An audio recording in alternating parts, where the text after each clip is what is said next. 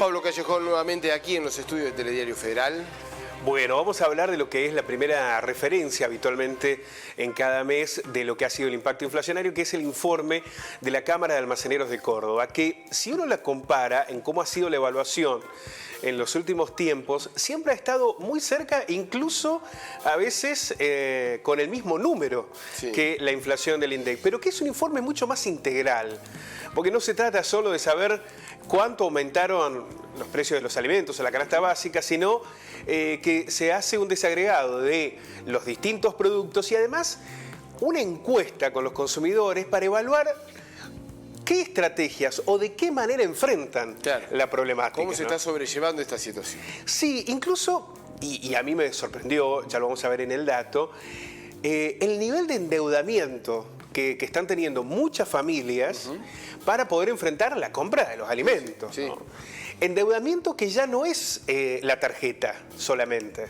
No es que estás usando mucho la tarjeta, sino endeudamiento con financieras, con préstamos, con pedirle a algún familiar. Una situación muy compleja, pero que está relacionada con que hay un 40% de pobres, de familias pobres, y muchos otros que están ahí, ¿no? Que pueden tener ingresos por encima de la línea de pobreza, pero que están endeudados o que deben pagar un alquiler y no pueden. La verdad es que no pueden. Y el gobierno no está aplicando políticas para evitar que la inflación se consolide por encima de los 7 puntos. ¿No? No es solamente el problema de la inflación general, el problema son los alimentos. Sí. Ahí está la principal dificultad, que en algunos casos han superado nuevamente los 2 dígitos, productos necesarios, básicos, los que no pueden faltar en la mesa, y que no haya una política antiinflacionaria es dramática. Sí, porque no se ve ni alguna respuesta. No se ve absolutamente nada. No se ve ningún tipo de programa, o como quieran llamarlo, de acción para frenar los precios de los alimentos. No hay. No, el gobierno está siendo muy severo con los sectores más vulnerables y habla de voluntades cuando se trata de los de aquellos que tienen la disponibilidad a placer de remarcar los precios. Y la realidad es que mes a mes nos encontramos con un contexto dramático. Pero vamos a hablar en detalle. Dale.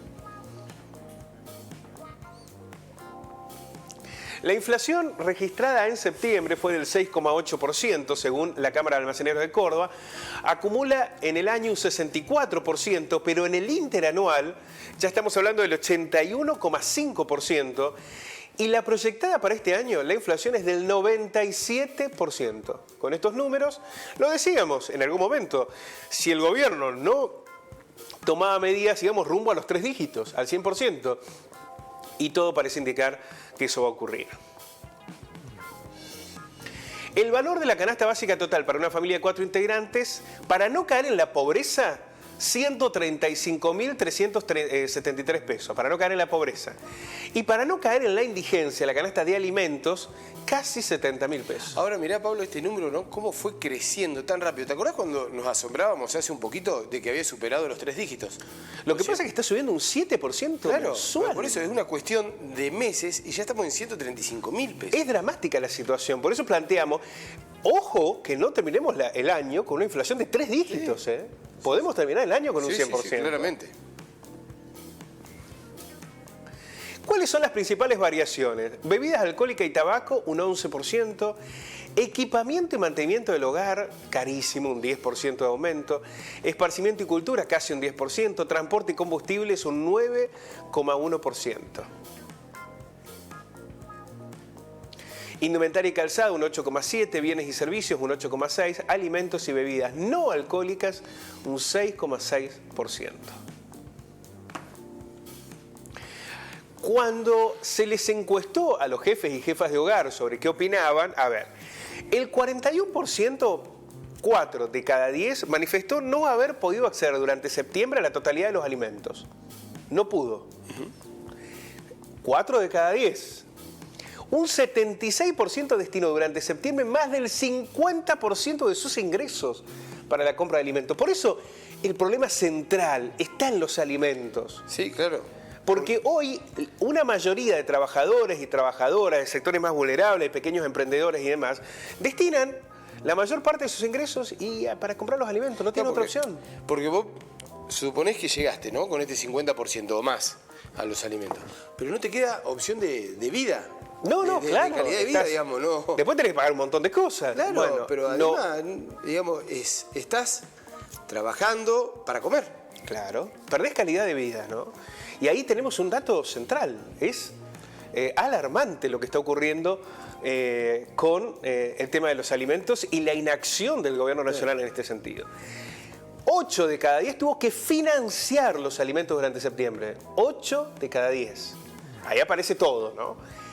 El 57% dijo no haber podido enfrentar los gastos corrientes, lo que señalabas vos, ¿no? Si pagás alimentos, ¿cómo pagas el resto? Claro. Un 58% respondió que su grupo familiar debió gastar dinero ahorrado. Tenías un pequeño ahorro, bueno, se te fue. Sí. No tenés manera porque tenés que pagar la comida.